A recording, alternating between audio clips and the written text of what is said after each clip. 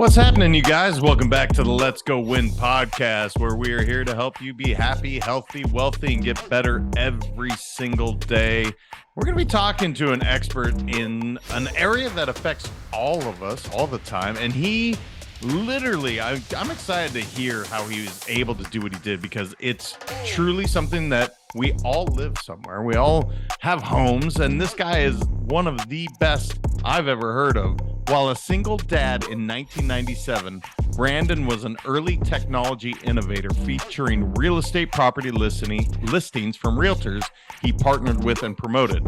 After learning the art and science of referrals, he increased his annual income 10x from $20K to $200K in just 18 months.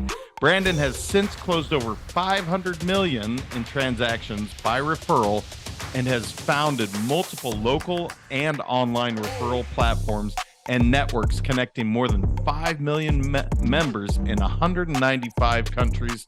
You don't hear that every day. Brandon, what's happening, man? Hey, man. Appreciate you having me on, and here excited to drop some knowledge bombs on some folks.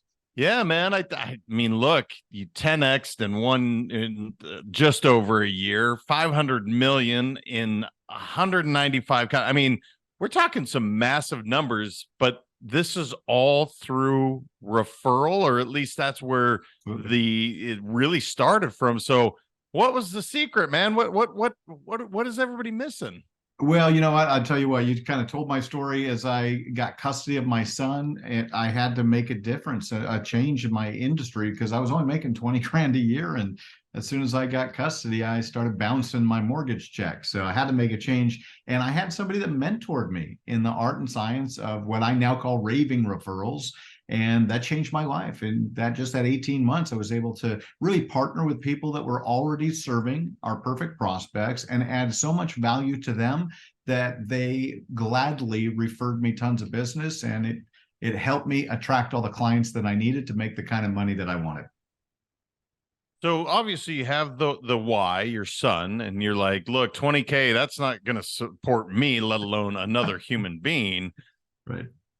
And then you mentioned mentor, and I want to, so the why is there. Cool. So you want it, but you're lacking maybe the knowledge, and you said raving referral. So who is this magic mentor, and what the heck did he teach you, man? Because I think everybody's like, okay, I'm ready for some raving referrals. Let's do this. Yeah, so my first mentor was my boss at the mortgage company, and really just kind of showed me a plan and a path for building my company and who I needed to partner with. And he was the guide. I did the work. And that's the important piece, is you got to take action. So mentors are incredibly powerful. That's why people are listening to your podcast. They're hoping for some golden nuggets. You're showing them the path to success, but they got to go do the work. It's their life, right? So I had somebody, I was willing to do the work. I had somebody that taught me kind of the secret sauce. And I said, okay, if that's what you're saying I need to do to achieve success, I'll go do that. And so many people try and create their own plan and path. And if you just do what's proven to work, you'll generate the results that you want. Yeah, I never figured that out, because the whole reinvent the wheel thing, it's like, look, man, follow people that have been successful first. Yeah. And then if you tweak it, which I'm sure through your years, you've tweaked whatever the raving, maybe you didn't, maybe you stuck with the whole pattern the whole time. But I mean, I've found that, okay, see the mentor, see the guy or gal that's crushing it. And we're going to copycat that, because there's plenty to go around. And then you make it your own a little bit. So why is it that people have this need to reinvent the wheel? Is it an ego thing, brother? Why do people do this? I think it depends on their personality type. There's some people that are driven by the ego, like that's what gets them excited in the morning. And then, there's some people that live life by default, and others live life by design. And so, I've just been listening and learning from personal development leaders since I was 15, got turned on to Tony Robbins. So I've always been of the mindset that it's much faster to learn through other people's successes and failures than to take those hard knocks yourself. Yeah, history definitely repeats itself, both good and bad. I mean, that's a fact. Yeah. I wanted to get into the raving referrals because I hadn't heard that. Now, I've built 4 companies now, and the first 3, 100%. I mean, it was all referrals. I guess I'm doing it the same with this one too, Sure. slightly different, but raving referrals. Now, how does one create? I mean, when I think of raving, I think of fans. I think of rabid fans that are like, listen, Brandon's the only human being you need. You got to have him in your life. How do you create that? Yeah, you're absolutely right. That is exactly what you want. And I learned that process when I was in the mortgage business. I added so much value to the list of people that I decided I truly wanted to partner with. And I dove deep with those relationships and over time built a ton of relational equity and trust. And it really comes down to trust. But it also comes down to the fact that people refer you because they're trying to help someone solve a problem.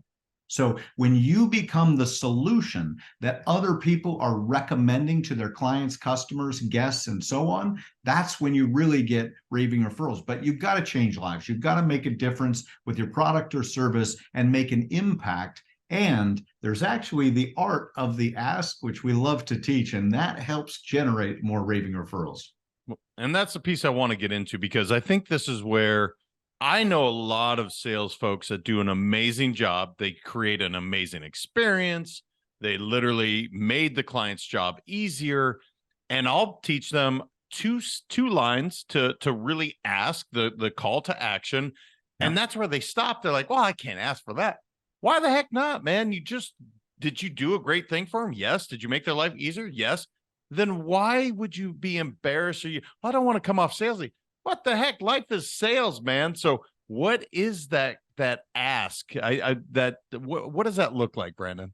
Well, first, let's start with a mindset, because the reason that people are getting stuck and they don't feel comfortable is they feel like they've got to sell. And we shift that mindset 180 degrees and we focus on serving. When you're coming from the heart and you're just there to make a difference to them and the customers that they serve, then it's a totally different energy and vibration. So first of all, seek to serve, not to sell. Now, as far as the art of the ask, what you want to do when you first win a client or customer, before you let them walk out of your office or off of your Zoom room, you want to use the art of the ask. There's 3 steps. The first step is setting the stage. The second step is listening for the referral triggers. And the third step is to ASK to GET. So let's unpack that. Setting the stage is the key. And what you want to do is before they walk out of your office, you want to let them know, hey, just a quick favor before I let you leave. We love helping people like you solve these problems, get these results, whatever it is that your product or service delivers, right? And we are committed to just wowing you with our process and having you have an unbelievable experience. So you have no choice but to tell other people about us. So what I'd like to ask you is, would it be okay, once we've proven ourselves to you and you're wowed by our service, would it be okay to ask you for referrals at a later date? Now, they'll all say yes, because you're not putting them on the spot right now. You're basically saying, look, I'm going to do a great job for you just like you want. So you'll get 100% yes. You'll even get some referrals right there, because they'll say, now that you mention it, I have a friend, a family member, a neighbor that could benefit from what you do.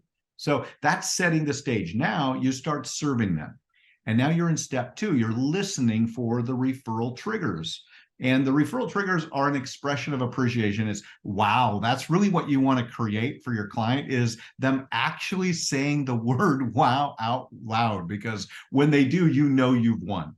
But they might say, thank you, this looks so great, I feel so good, I've lost weight, I've made money, whatever it is that you deliver. That's what you're listening for. And then you want to ASK to GET. And that sounds like, I'm so glad to hear that, right? That you just said, wow, that you love what we do.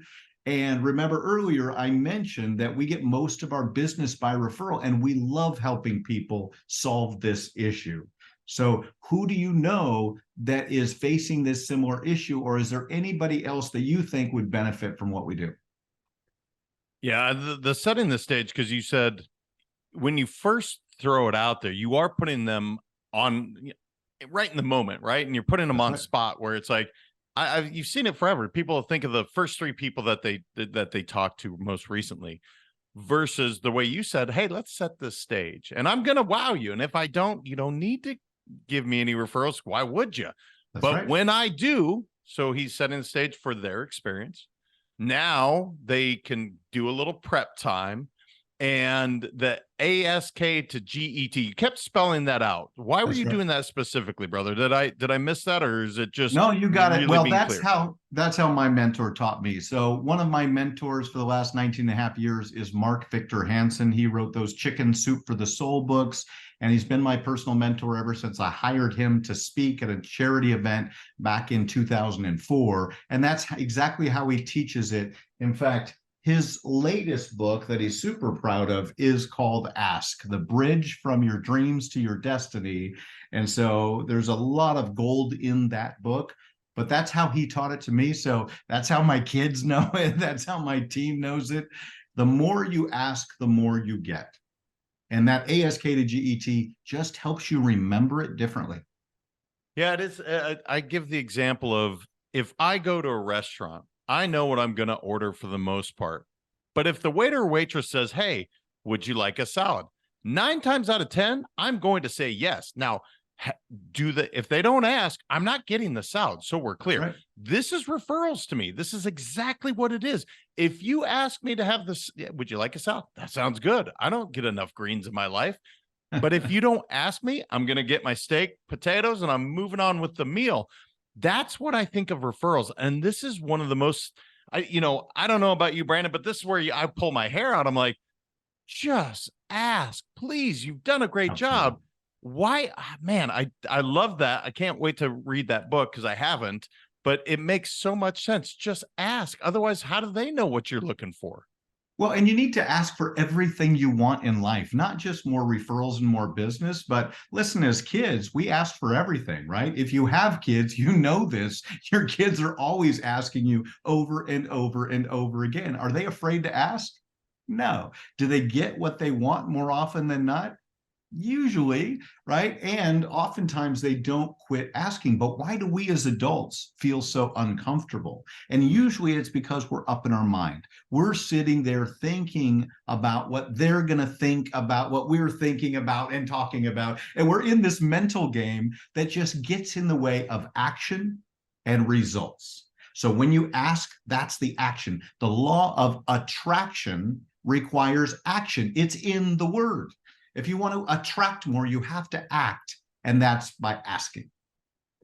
So I want to ask on Mark Victor Hansen, because you literally brought me back to my childhood when my mom would have those books everywhere. I would see them, Chicken Soup for the Soul. I mean, he had a bunch of them, if I remember correctly. 57 number one best-selling books. Okay, that's incredible. I didn't know it was that many, but he has a ton. You brought me right back. I can see it in the living room. I can see these books. And yeah, he's going to pull it off. I love it. Yes, exactly right. So you said 2004. So Yep. he's been around doing business for quite a while prior to that. Because again, I was a younger dude. Talk to me about getting or asking to have as a mentor, because Yeah. that is a skill set as well. By the way, most people, you don't say, "Hey, you're going to be my mentor." Now that's a lot of work. I have to imagine there was a way that you said, "You know what, Mark, I really appreciate what you did. I would love the opportunity to take you to lunch," or whatever you did. Can you talk about that? Because I think people Yeah. miss great opportunities, and clearly you seized the moment with him.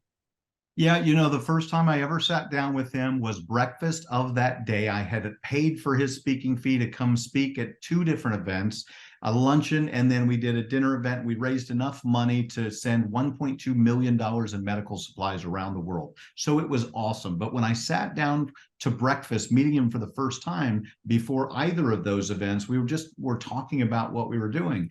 And I could tell this is a man I could learn so much from.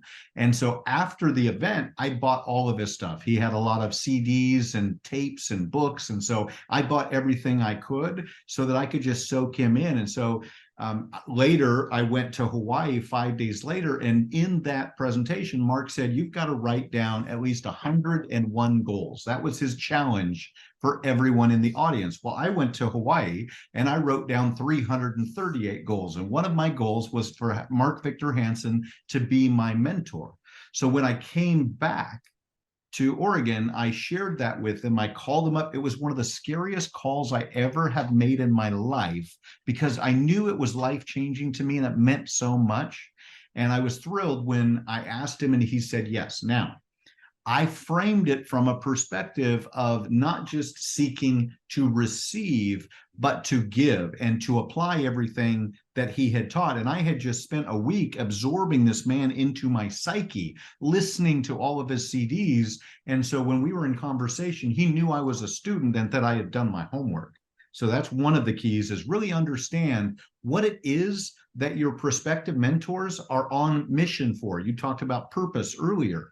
What is their purpose and how can you help them achieve more, make more of an impact? And usually that's what it comes down to from somebody that you're looking to learn from, is they are looking to maximize their impact. Sometimes it's income. More often than not, it's impact, because they've achieved the income and now they just want to make the biggest difference that they can. So honestly, I wrote him a check that I mailed to him for $1 billion. $1 billion in revenue share, royalties, affiliate income, partnership, profits.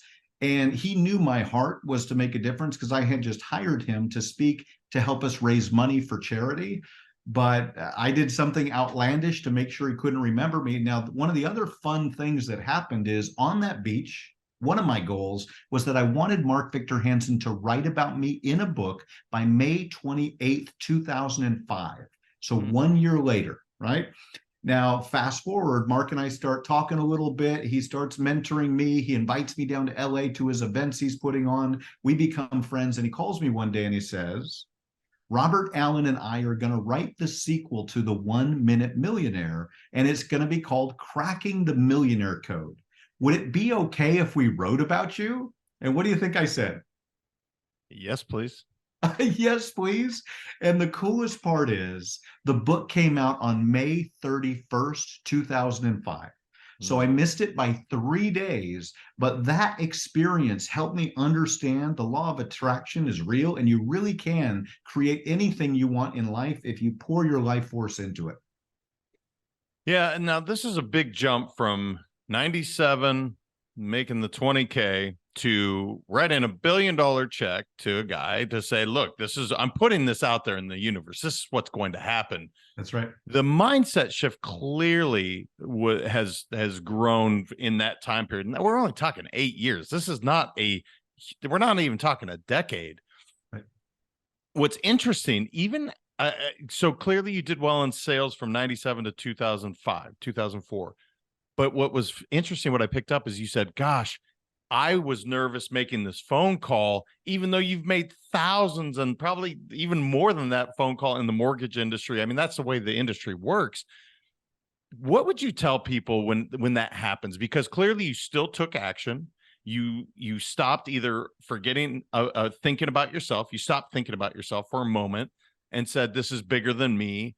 What was it, man? Because I think often when people get this, they get inside their head and they start thinking about themselves, and that's the wrong place to be.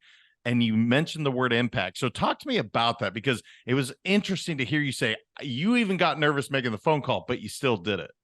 I did it because you've got to take action. And that's all that his teaching and training was telling me to do. So again, I'm not the brightest guy in the room. I just followed the instructions and the plan that was laid out for me, right? And he said he had a book. One of his books that I read was The Aladdin Factor: How to Ask for and Get Everything You Want. So anyway, I just followed his instructions. But one of the other things that happened on that beach is I really started asking God. I said, okay, Lord, what do you have for me? What is my purpose on this planet? What are my instructions? And so I spent time in that beach in solitude, listening to worship music and watching the waves and just asking for a download. And I got it. And my download was to help inspire, uplift, and empower every person on the planet. So that's the mission that I've personally been on. That's my scoreboard. And so I shared that with Mark. And the purpose and the mission was bigger than just making money, but the money is the measurement of the impact you create. So a couple of things I want to just make sure we don't miss, because you've mentioned law of attraction a couple of times, and I'm a huge believer in it, but you've also said the word taking action, or the words taking action, several times as well. And I think that's where people get it all screwed up. You can't just sit on a beach and say, all right, I want something amazing. I want $1 million this year. Okay, well, cool. glad you got the download, glad you have a vision, but it's going to require the action and the activity to make sure that happens. In addition to that, you talked about, I think you said 338 goals instead of the 100 that was asked of you. I'm pretty sure, if I'm not mistaken, you do a little bit more than 338 now. So this goal writing session wasn't just for that one moment. This is something you continue to do. Is that correct? Yeah, what I just flashed on screen, these are my goals through the year 2050. So I have goals for the next 27 years, things I want to accomplish, people I want to meet, places I want to go, books I want to write. So it's really life by design. So many people live life by default. They just kind of roll through it. They don't have a vision. The Bible tells us without a vision, people perish. And so once you have a vision for what you're here for, man, you get fired up and you're excited and you're on purpose. And that energy is contagious. And people love people that are on fire and vibrating at a high level.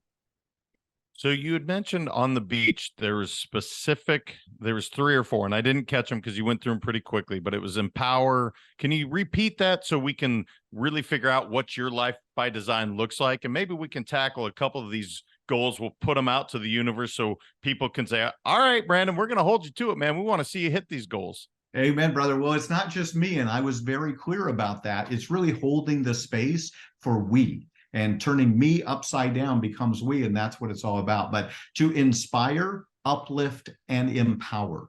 And so that's really it. It's to help people live a better life where they feel better about themselves. You mentioned people thinking about it, and my mom is a classic example of this.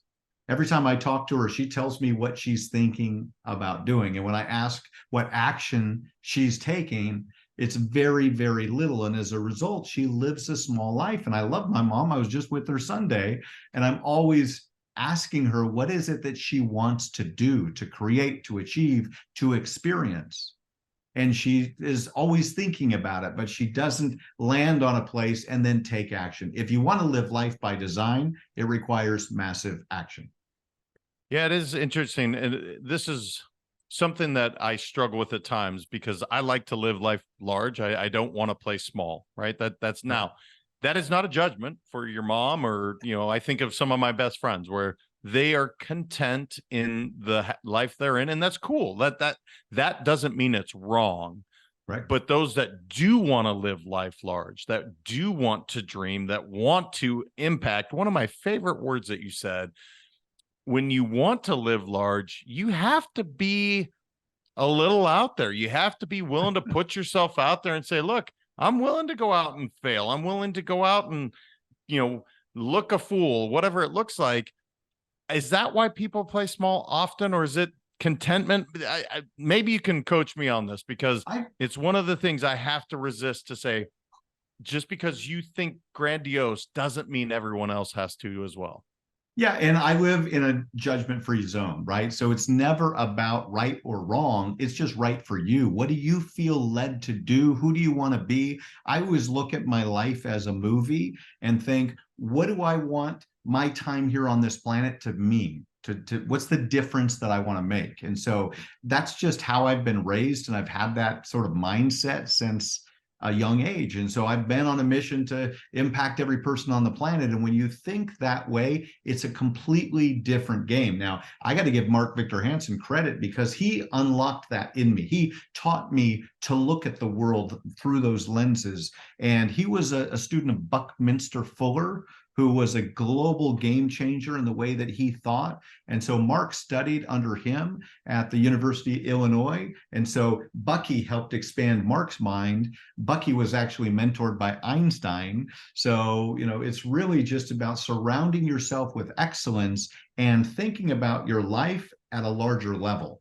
What holds people back? I don't focus on that as much personally, but I think that it's just the fact that they don't have a vision. And I don't think it's necessarily by choice. I just don't think they've ever thought about it. Yeah, it is. It's one of those things where you can't want it for them, right? You want them to live a happy life. I mean, that's ultimately, I started the show that way. I want clients I know, they want to be happy, they want to be healthy, and they want to be wealthy. And when I'm talking wealth, you'll notice I never say income. I'm not saying money's bad. I'm not, but it's really wealth of relationships, wealth of spirituality, wealth of, all the friendships that you have. Um, Gosh, you'd hit on something that is just, I missed my question for a second, but I'll get back to it. I won't forget it. Talk to me about HOA.com. If those are seeing him on screen, obviously you say the word HOA and I immediately, okay, homeowners association. We all have that. Really. Are we talking this is for all the HOAs around? What's the company you got behind you? Yeah, so my primary company is HOA.com. We're on a mission to revolutionize homeowner associations and really change the way that neighborhoods operate. We're creating a tech platform that's kind of like Nextdoor meets Angie's List meets Zillow. We really want to be where to go to find a pro, and kind of like AAA for your home, right? If your car breaks down, you're going to call AAA for help. That's what we're doing here from the professional network side. And then with the communities themselves, we show homeowners associations a better way to HOA.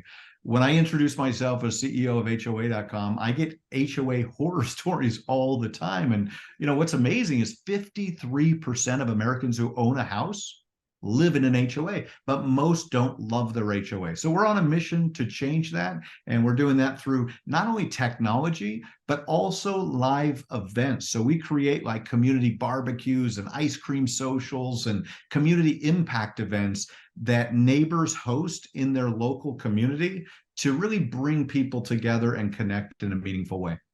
Yeah, brother, I have a couple HOAs that I can give to you immediately that could use a couple pointers, so we're clear. It's an interesting thing because HOAs, there's a purpose behind them, and it's a Yes, good one, right? You want to raise the standard of living. You want the community to be in harmony, and that's the purpose. But some of the policies that get put into place are so antiquated. They're just, it was a bad idea. Maybe it sounded great on paper, but in practicality, it's horrible. Then you have all this red tape and bureaucracy, and it's like, what happened? Like, what happened to just loving your neighborhood and everybody treating each other kindly and not having to deal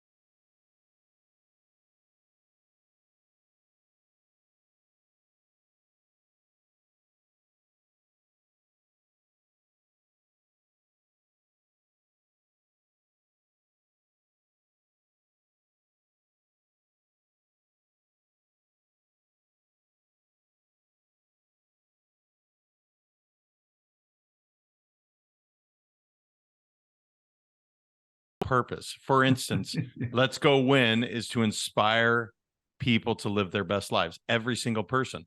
It'll never happen, which means every single day, Brandon and myself, we have something to do. There's never a day where we are completely without something to do. Was that where that came from, brother? Well, I don't think that was the intention, but I understood it when that was given to me. Again, I felt like it was a download. I was asking the question, okay, Lord, how can I inspire, uplift, and empower every person on the planet? And that's really the question I started from, was to how do I make the biggest difference, the biggest impact over my lifetime with the days that I have, however many they may be? How do I create the biggest impact? And from that question became, like you said, an unobtainable goal. The original goal back in 2004 was to double global philanthropy to $1 trillion a year by the year 2020. And that was part of what I enrolled Mark Victor Hansen to helping us create. And even that goal I knew wasn't me writing the check. It was me holding the vision, holding the space, telling the story, and inspiring other people to take action. Why was philanthropy such a huge part of what you do? Because I love when people do great business. That's awesome. But to also, again, impact. So Yep. to have both of those things going on, one funds the other for sure. But like you Yeah. said, influencing others to be a part of it. But why specifically philanthropy? Where'd that come from for you? Yeah, two reasons. First of all the success books, all the biographies that I've ever written about captains of enterprise, people that go and make a bunch of money, they all do the same thing at the end, which is then they go to give it away. And I said, okay, if that's what the game plan is, if that's how the story ends, what if the story started from there? And, Mark kind of fought me on that at the beginning a little bit because he said, you really need to build wealth before you can impact more people, because the worst thing you can do for the poor is be one of them. And that always stuck with me. But I knew that at the end of the game, achieving financial success meant giving it away, right? And I also know from something called cause-related marketing. So I have a marketing degree, I'm a student of marketing. And one of the things that I know is that people want to know the impact that you're making. In fact, 94% of consumers say they want to know what the companies they buy from are doing to make the world a better place. So we want everybody to be a charity champion. We think every business owner, business professional should be a champion of charities and causes that you care about, and integrate it into your story. Tell your clients and customers and community what you're doing to make the world a better place. You'll win their minds when you win their hearts. Yeah, it's a relatively new concept. I think of Tom's Shoes immediately Oh, comes to yeah. mind. Like one of the best that really took this idea that said, look, for every pair of shoes, we're giving one away to someone in need. I believe it was in Africa, but I think that was the original starting point. And yet it has become that. Look, capitalists, like Mark said, it's a good thing to be, well off, and it's a good thing to create income. However, what else are you doing in addition? Can companies really survive anymore on just capitalism, or is this a where, hey, man, what else are you doing for the world? How are you making the world a better place? Because it kind of feels like in today's day and age, if as a company you're just focused on the bottom line and you're not giving some away, I don't think the support's there anymore. Are you seeing that the same way? Yeah, I think ultimately to win people's loyalty, you need to win their hearts and their minds. But really, it's that limbic connection. There's a piece of our brain when we get into our feels, then we have more loyalty, more connection, whether it's a company, a person, somebody, a celebrity that we're following. So, from a business perspective, it's just good business. You increase your employee retention, increase your employee satisfaction with actually being a part, because you're creating a mission that's more than just money. I want to get into leadership for a minute because clearly you have the title of CEO, but I shouldn't assume title doesn't mean anything, in my opinion, when it comes to that. But clearly you've been successful leading teams, growing organizations. If you were to say 1 to 3 things that you wish every leader would hear and really embody to raise their level of impact, to make their company more scalable, to really have a bigger reach. I mean, again, to go back, I got to look at it, but 5 million members in 195 countries. Your reach is substantial. How were you able to do that, brother? And what are some of us leaders missing so that we can create the same impact? I think the biggest thing is that you've got to take the time as a leader to stop doing and start thinking about your business. You have a team of people that work for you that should be doing the work. And if you really want to lead a large organization, you have to dedicate time, block it out in your calendar, and actually spend time thinking about your business. I spent an hour earlier today and I just had my worship music in and I was just enjoy and appreciation, but also visualizing what we're doing. We're about to kick off the world's largest alliance, and we're out to set 4 Guinness World Records for networking events, and we're doing that in January. And so I was just spending time thinking about the different companies that we want to bring on board as partners. I spent time communicating that out to people. So it depends on what you're looking for as far as the leadership in your company and how big your goals are, what kind of game you want to play. You can tell I play big games. And so part of that is enrolling other people into it, sharing the vision. You've got to be a good listener to be a good leader. You don't know it all. And you got to really check your ego at the door and be inquisitive and seek to understand before you seek to be understood. Yeah, this idea of getting quiet, whether you include in your case worship music, mine's solfeggio frequencies, whatever it is for you, it doesn't matter. But how much time are you really committing on a weekly basis? Well, what would you suggest for people to really just to give that thinking time, right? Maybe you had an intention going in, maybe you just sat back and said, you know what, I need some answers. How much are you really committing, Brandon, on a weekly basis? I'd say for me, it's around 10 hours a week. So it's pretty significant. There's that power hour in the morning when you're just starting your day. I mean, when I wake up, I typically don't set an alarm. And the first thing that I do is lay there in gratitude, thinking about all that I'm grateful for, the people, the opportunities, the partners, like the things that you're grateful for. And when you start your day that way, you instantly raise your vibe. And then I spend time thinking about, praying for what it is that I want to create, achieve, manifest. And I enlist God's help all the time. I'm asking for help because it's not all me. And when you take that perspective, you'll be amazed at what you download. The power is in the questions that you're asking. Networking has come up a few times throughout, and community, and you surrounding yourself with people that have done maybe things that you looked up to, or things that you say, you know what, I can really learn from that. And you just mentioned, you didn't tell us the exact networking thing that you have going on, but I'd be curious because I think often since the pandemic, a sense of community has been not lost, but it's been displaced perhaps. And it's been to be online is great, don't get me wrong, but to truly connect the way that we get to doing an interview like this, where would you suggest people to start? If people are listening, they're like, I want to meet more people. I want to meet Mark Victor Hansen or Brandon or, all these amazing leaders. Where would you suggest they start? Yeah, great question. I mean, you can start as simple as like Meetup or Eventbrite and see what's going on in your area.